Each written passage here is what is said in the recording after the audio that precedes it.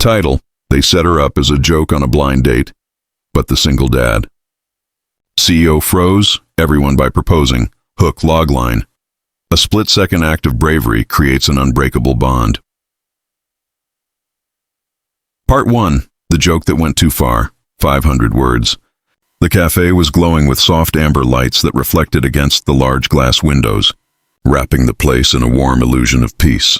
But inside, laughter wasn't always kind. At a corner table, a group of co-workers whispered between sips of cappuccino, their words sharp enough to cut. "He's really going to show up?" One of them smirked, tapping his phone screen. "Oh, he will. I told him she's perfect, classy, beautiful, a total dream. Wait till he sees." The others snickered, muffling their amusement behind lattes.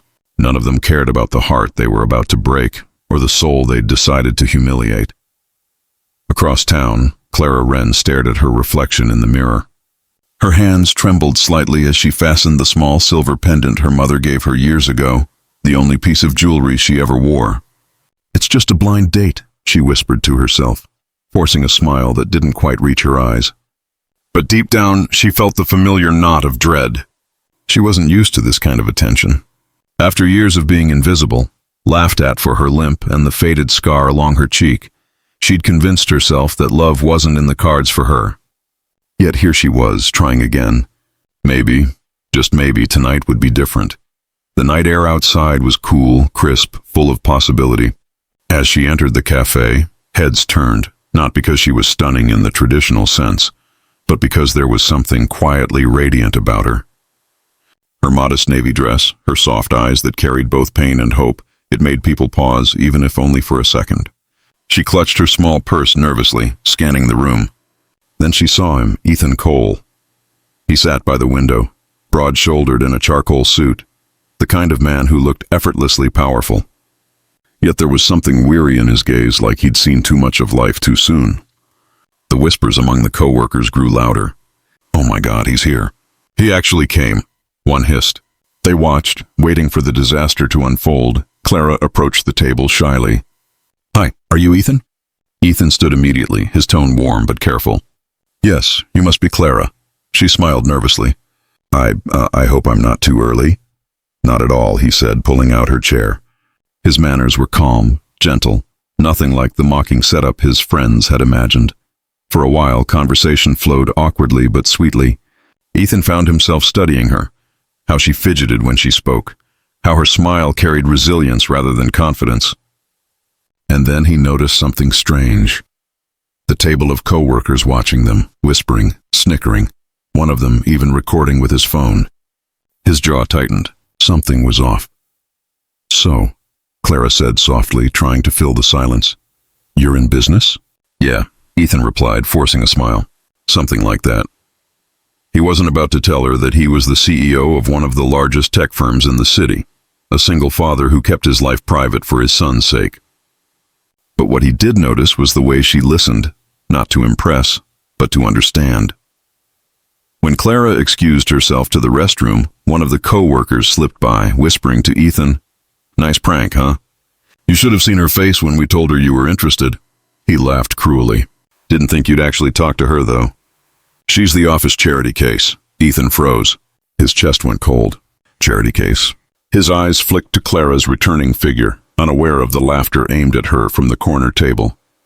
And in that moment, something inside him shifted. Rage, disbelief, and something else he hadn't felt in years.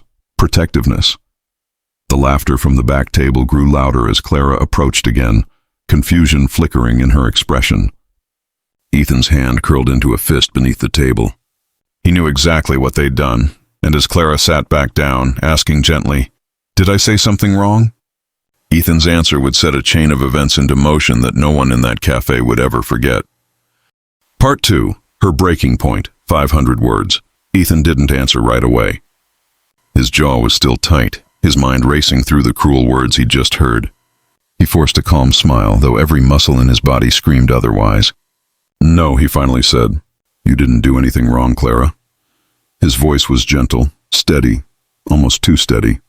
She smiled, relieved, not realizing that the air around them had shifted.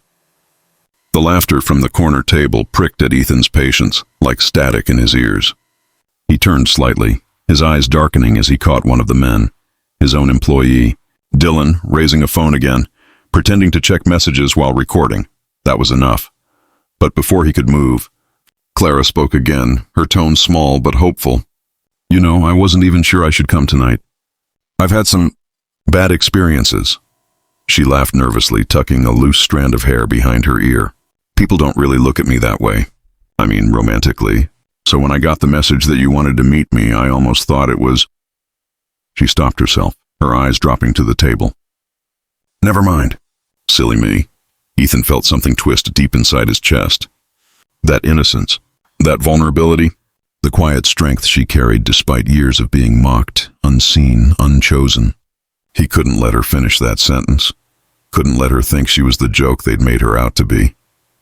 "Clara," he said softly, leaning forward, his tone cutting through the noise. "You're not silly, and I did want to meet you." Her eyes lifted, uncertain, as if afraid to believe him. "Really?" Before he could answer, a burst of laughter exploded from the back table. Loud, cruel, impossible to ignore. Clara flinched. Slowly, she turned her head. Her heart sank. Dylan and the others were pointing at her phone profile on the dating app, whispering and laughing like hyenas. Her cheeks flushed red. "Wait," she whispered. They know you." Ethan exhaled through his nose, steady but furious. "They work for me," he said. Clara blinked, confused. "Work for you?" "I'm their boss," Ethan replied quietly. "And I just found out they thought setting you up would be funny." Her throat tightened as tears began to blur her vision. "So it was a joke?" "No," Ethan said immediately, his tone sharp, absolute. "Not to me." But his words barely reached her. The laughter had already cut too deep. Clara rose from her seat, trembling, her voice breaking. "I shouldn't have come. I knew it was too good to be true." She grabbed her bag and turned, her limp more noticeable as she rushed toward the door. Ethan stood so fast that his chair toppled backward. "Clara, wait!" But she was already outside, tears glistening in the streetlights. Inside, silence fell. The laughter died as Ethan turned toward the men at the corner table. Dylan tried to play it off, smirking. "Come on, boss, it was just a bit of fun." Ethan's glare stopped him cold. "Fun?" His voice dropped to a deadly calm. "You think humiliating a woman, someone kind, someone better than any of you, counts as fun?" His tone filled the cafe like thunder. Every head turned.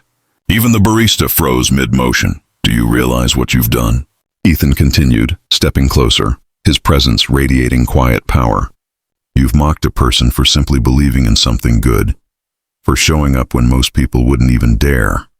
No one spoke. No one could. Ethan didn't say another word. He simply turned, grabbed his coat, and walked out into the cold night.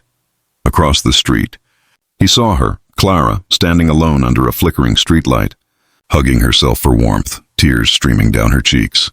His heart broke a little at the sight. As he stepped closer, a car came speeding down the road, its headlights slicing through the darkness. Clara stepped back instinctively, but her heel caught the curb. She stumbled. Ethan's body moved before his mind did. The sound of screeching tires tore through the night. Part 3. The split second that changed everything. 500 words. The screech of tires cut through the night like a scream. For a heartbeat, everything seemed to slow. The wind, the streetlights, even the pulse in Ethan's throat. Clara stumbled backward, her eyes wide with shock as the car's headlights bore down on her. In that instant, Ethan's instincts took over. He lunged forward, catching her around the waist, pulling her out of harm's way just as the vehicle swerved past, brushing so close that its mirror grazed his arm. The rush of air roared in their ears as both of them hit the ground hard against the sidewalk. Clara gasped, breathless, trembling. Her palms scraped the pavement, but she barely felt it. Ethan was already shielding her with his body, checking her face, his voice low but urgent. "Are you hurt?" "Clara, look at me. Are you okay?" She nodded weakly, her voice shaking. I think so." Her chest rose and fell rapidly. Tears clung to her lashes, mixing with the rain that had started to fall. Ethan exhaled, relief flooding through him. His arm stung, blood trickling from a shallow cut, but he didn't care. He looked down at her, at those frightened eyes that still managed to hold so much innocence, and something inside him broke open. This woman, this stranger he was supposed to mock, had just turned his world upside down. People nearby had seen the near accident and were now gathering, murmuring. The driver, a young man, jumped out of the car, pale and shaken. "I'm so sorry. I didn't see you. She just—" Ethan's glare cut him off. "You could have killed her. I'm sorry," the driver repeated, panicked. "It's okay," Clara said softly from behind Ethan. Her voice trembled, but there was no bitterness in it. "I'm fine, really." Ethan turned toward her again, helping her to her feet with both hands, his grip firm but careful. "You shouldn't have to say that," he muttered. "You shouldn't have been here alone." Clara avoided his gaze, embarrassed. "You didn't have to come after me." I know what kind of person I must look like to them," he frowned. "To them, maybe. Not to me." Her eyes lifted to his, searching, confused. "Why?" she whispered. "Why are you being kind to me now? You don't even know me." Ethan hesitated, the rain running down his face. He didn't know how to answer. Maybe it was guilt. Maybe it was admiration. Or maybe, just maybe, it was something deeper. "Because no one deserves to be laughed at for hoping," he said finally. The words lingered between them, soft but powerful. Claire's lips trembled. "You heard them, didn't you?" "I did," Ethan admitted. "And I wish I hadn't. But I'm glad I know the truth now." The rain began to fall harder, washing the tension into silence. Ethan slipped off his coat and draped it over her shoulders, his hand brushing hers briefly. She froze, startled by the warmth. "Come on," he said quietly. "You're shaking. Let me drive you home." Clara hesitated, her instincts fighting between pride and exhaustion. Finally, she nodded. "All right." As they walked toward his car, the cafe lights shimmered behind them. Inside, Dylan and the others were still at their table, whispering nervously. They'd just seen Ethan Cole, their boss, dive into traffic for a woman they'd mocked. None of them laughed now. In the car, silence filled the space between them. Clara watched raindrops trail down the window, her mind spinning. "You really don't have to—" "I want to," Ethan said firmly. "You deserve at least that." She turned to look at him, her voice barely audible. "You don't even know my story." Ethan met her gaze briefly before focusing back on the road. "Then tell me," he said softly, and for the first time in years, someone wanted to listen. Part 4. The Stories We Hide. 500 words. The drive was quiet at first, the hum of the rain on the windshield the only sound between them. Streetlights cast fleeting glows across Clara's face as she sat in the passenger seat, her hands clutching Ethan's coat like a fragile shield. She wasn't used to people staying. Usually, once pity set in, they left. But Ethan hadn't left. He'd risked himself for her. That thought alone made her chest ache in a way she couldn't name. Ethan kept his eyes on the road, but his mind replayed the scene again and again. The laughter, her tears, that split second when he thought he might lose her under the glare of headlights. He didn't even know why he'd reacted the way he did. Maybe because, for the first time in a long time, he'd felt something real. Finally, Clara broke the silence, her voice soft but steady. "You said you wanted to hear my story, but it's not a pretty one. I don't want pretty," Ethan said quietly. "I want true." She turned her gaze toward the window, watching the rain blur the city lights into streaks of gold. "When I was 12, my mom and I were in a car accident. She didn't make it. I did, but my leg, well, it never healed right. The scar on my face came from that night too." She touched the faint line along her cheek, her fingers trembling slightly. "People were kind at first. Then they stopped being kind when the sympathy ran out." She smiled bitterly. "Kids can be cruel, but adults, they know exactly how to make you feel small." Ethan's grip tightened slightly on the steering wheel. "And you still came tonight," he said, more to himself than to her. "I did," she said, sighing, "because I wanted to believe that maybe there's someone out there who sees more than the limp or the scar. Someone who doesn't look at me and think broken." Ethan looked at her then, really looked. "Whoever made you feel like you're less because of that was blind." Clara gave a soft, shaky laugh. "That's sweet of you to say, but you don't have to make me feel better." "I know I'm not—" "Stop," he interrupted gently. "You don't need to explain yourself to me." Her breath caught at the firmness in his voice. For a moment, they just looked at each other, the quiet between them charged with something unspoken, something fragile, like the first light after a storm. When they finally reached her apartment building, Ethan parked outside. It was a modest place, worn but clean, with flower pots on the steps that had clearly been tended with care. Clara hesitated before unbuckling her seatbelt. "Thank you," she said softly. "For everything," Ethan nodded. "I'm just sorry you had to go through that tonight." "You didn't deserve it," she smiled faintly. "I'm used to people underestimating me. It hurts, but I survive." As she opened the car door, Ethan called after her, "Clara." She turned, her hand resting on the frame. He hesitated for a moment, his voice low but sincere. "I'd like to see you again. Not because of what happened, because I want to." Clara froze. Her heart thudded painfully in her chest. "Are you sure you're not just being kind?" Ethan's eyes held hers. "I don't do kind for appearances. I mean what I say." For a long moment she didn't move. The rain softened, falling like whispers around them. Then, with a shy, uncertain smile, she said, "Okay." As she disappeared up the steps, Ethan leaned back in his seat, exhaling deeply. Something about her lingered, the honesty, the quiet strength, the way she'd smiled despite everything. He didn't know it yet, but that night wasn't the end of their story. It was only the beginning, and when he walked into the office the next morning, the men who had mocked her were waiting, smirking, unaware of the storm about to break over them. Part 5. The Twist of Fate. 500 words. The next morning dawned gray and heavy with drizzle, as if the sky itself carried the weight of what had happened the night before. Ethan Cole's black sedan pulled into the company parking lot right on time, but inside, his mood was anything but routine. His jaw was set, his thoughts dark.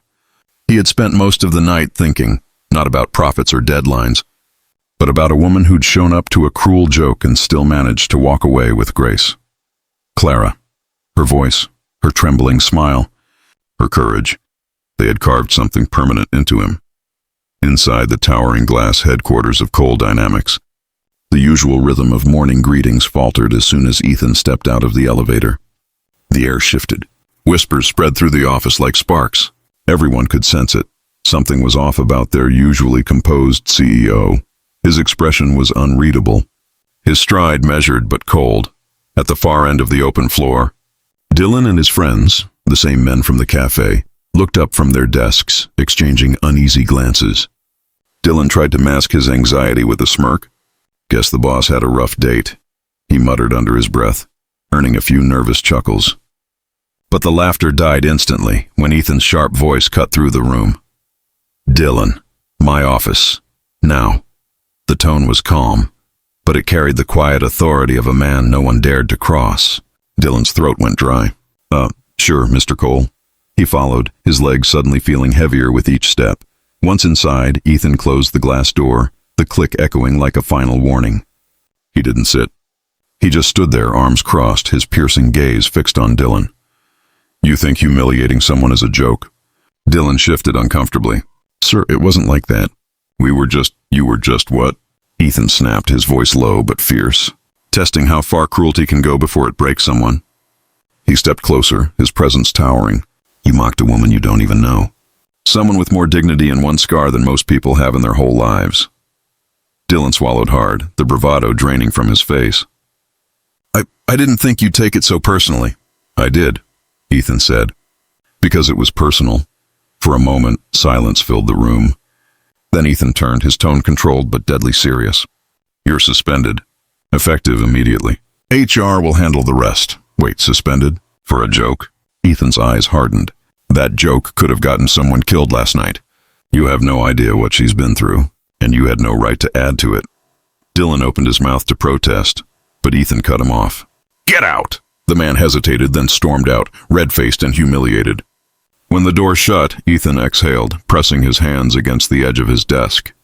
His reflection in the glass wall looked like a stranger, angrier, rawer. He didn't usually let emotions interfere with business, but this time was different. That afternoon, a quiet knock pulled him from his thoughts.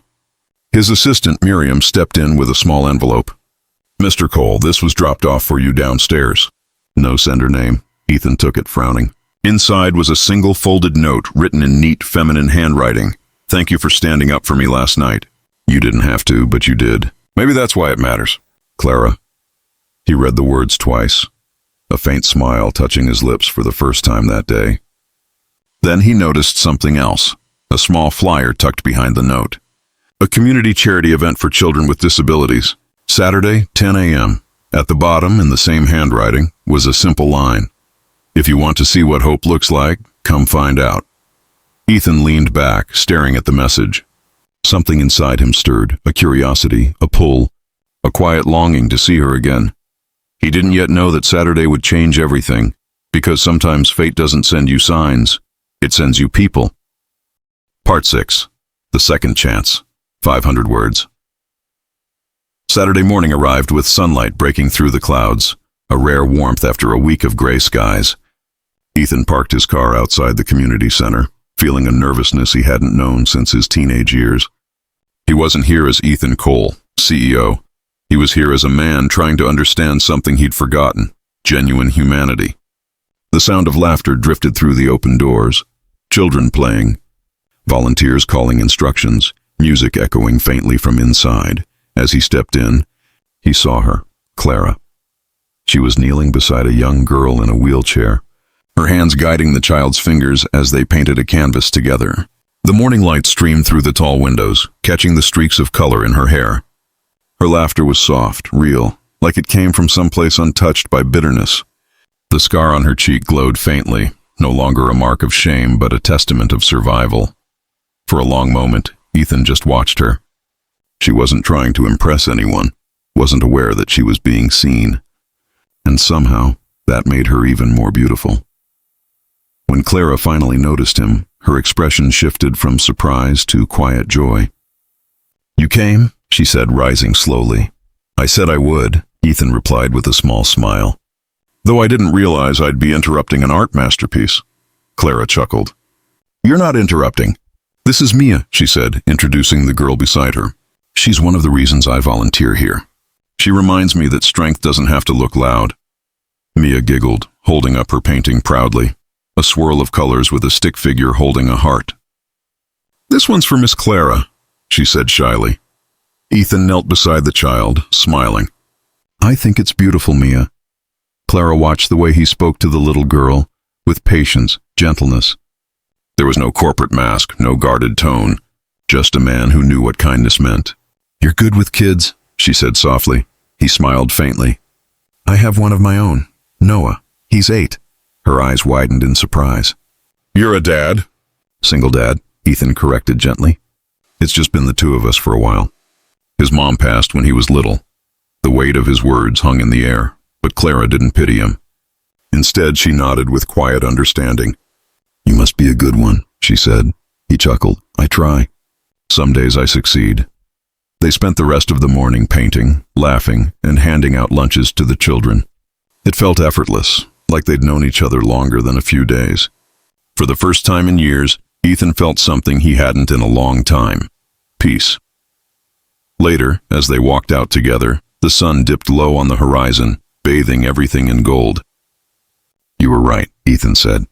"This place, it's full of hope." Clara smiled, her eyes shimmering.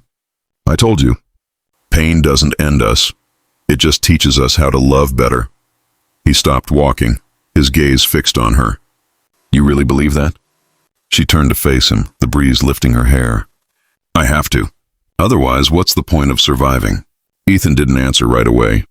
He just looked at her, memorizing the honesty in her eyes. Then, after a pause, he said quietly, "Come to dinner with me tonight." Not as a redo of last time, as something real. Clara hesitated, her heart racing. "Ethan, no tricks, no pity. Just two people who've been through enough to know what matters." After a long breath, she nodded. "Okay." That single word made Ethan smile in a way he hadn't in years. He didn't know where this would go, but he knew one thing for certain. The woman they had tried to humiliate had already changed him forever. And that night's dinner, unplanned, unguarded, raw, would lead to the most unexpected moment of all. The restaurant was softly lit, golden light flickering from candles that danced against glass and silver. It was the kind of place where people whispered and lingered, where memories were born in low laughter and long gazes. Yet for Ethan and Clara, the room felt like it had melted away the moment they sat down across from each other. There was a quiet between them, not awkward, but full, like silence that meant understanding. Clara had worn a soft ivory dress, nothing extravagant, but it made her glow. Her hair was loosely pinned back, her smile tentative but genuine. Ethan couldn't take his eyes off her. She wasn't the woman from that cruel night anymore. There was still shyness, yes, but now there was strength in it, something quietly radiant. "Thank you for inviting me," she said softly, tracing the edge of her glass. Ethan leaned forward slightly. "Thank you for saying yes. After what they put you through, I wasn't sure you'd want to see me again." Clara smiled faintly. "I almost didn't, but then I remembered how you looked that night. Angry, but not for yourself." "For me, no one's ever done that before." He studied her face for a long moment. "You deserved someone to stand up for you." "Everyone does." Her eyes softened. "You didn't owe me anything, Ethan. You could have just walked away." He smiled a little sadly. "I think if I had, I'd have regretted it for the rest of my life." Their meals arrived, but neither of them seemed to care. The food was secondary to the conversation that flowed, gently, deeply, effortlessly.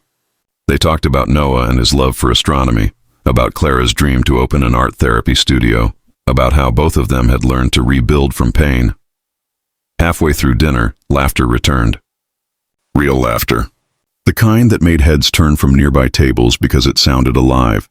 And then, as the evening waned and soft piano music began to play, Ethan's demeanor changed slightly. He looked down for a moment as if steadying himself. "Clara," he said quietly, "there's something I need to tell you." She tilted her head, curious. "What is it?" "I didn't just bring you here to make up for that night." He paused, his fingers brushing the table's edge. "You've reminded me of something I lost a long time ago, what it feels like to believe in people again. To see light in places that used to be dark." Clara blinked, her breath catching. "Ethan." He reached into his jacket pocket and pulled out a small velvet box. The entire restaurant seemed to still. He opened it. Inside was a delicate ring, simple, elegant, timeless. Gasps rippled through the room. Clara froze, her hand trembling. "What are you doing?" she whispered, tears already forming. Ethan's voice was calm, sincere, almost trembling. "That night they tried to make a joke out of you, out of us. But I've never been more certain of anything than I am right now. Clara Wren, you walked into my life when I didn't even know I needed saving.